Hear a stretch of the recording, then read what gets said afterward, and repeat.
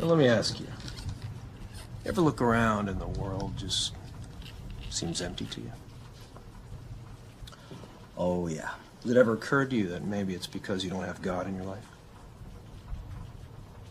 No. Never? Look, Joe. When I was a kid, I totally believed in God. But, you know, you grow up. Well, I did. I looked around, I said, Santa Claus, no evidence. The Tooth Fairy, no evidence. God, the same thing. No evidence. And then you think, I wonder if I really need all these imaginary friends. So you think God's just a pleasant thing? Like it's easier to believe than not? Well, easier for you, clearly. No, Gavin, faith is hard.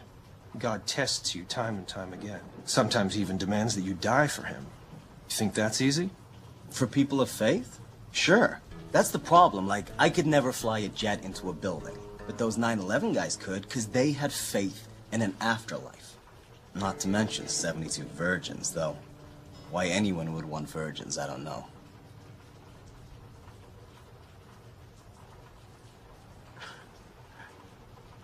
What did God do to you to make you so angry at him?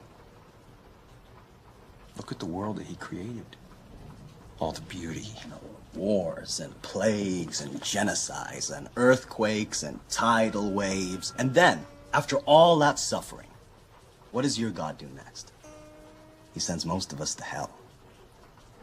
Well, not if you've been born again. Right, the old baptismal jacuzzi. You have to accept Jesus Christ as your Lord and Savior. That is your only entrance requirement. Okay, so the Hebes, the Hindus, the Muslims, the atheists, the Buddhists, all damned, right? They have to accept Jesus Christ. And the Catholics, because they're not born again, right? Right. And face it, man, it's kind of crazy. No, it's not crazy. God gives us free will for that purpose. Otherwise, we would just be puppets. Life would be meaningless. That's the beauty of eternal salvation. You see, anyone can go to heaven or hell because anyone can be saved. It's your choice. Unless you're a kid in China who gets hit by a bus and never even heard of this getting saved deal. Where's his choice? Well, that's why it's so important to spread the gospel. Try and save people. I'm sorry, I don't mean to laugh. I just find this kind of fundamentalism incredible. I mean, all of you, totally convinced you know exactly who God is and exactly how he wants to be worshipped. And all without a lick of evidence he even exists. No wonder there's so many holy wars. Without evidence, how else would you win this argument except by killing each other?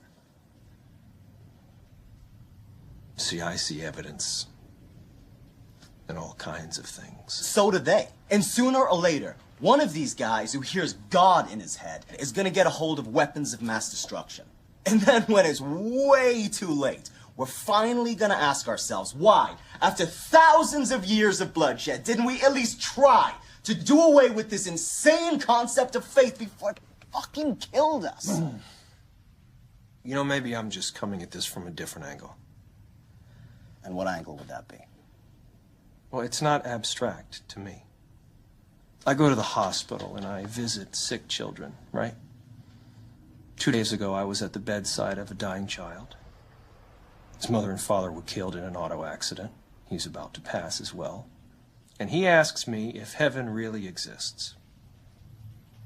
I say, yes, it does. It's where Mommy and Daddy are.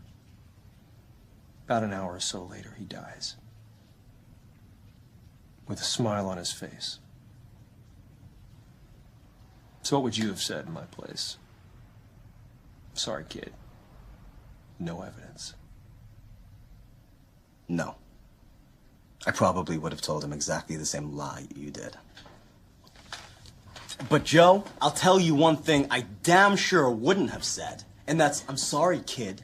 You're going to hell if you haven't been baptized. Lord, forgive this man for his hard heart and his blasphemy. I think he has suffered much more than he knows, and he needs your love and support now more than ever. No, Joe, I'm sorry, but you don't know a damn thing about me. And I don't need your help, or your salvation, or any other fucking bullshit you may have to offer. Don't swear in front of my wife! Gavin, I think you should leave.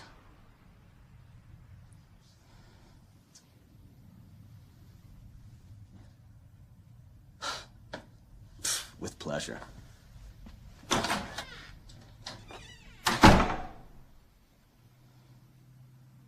Why can't you leave people Don't you alone? dare talk to me.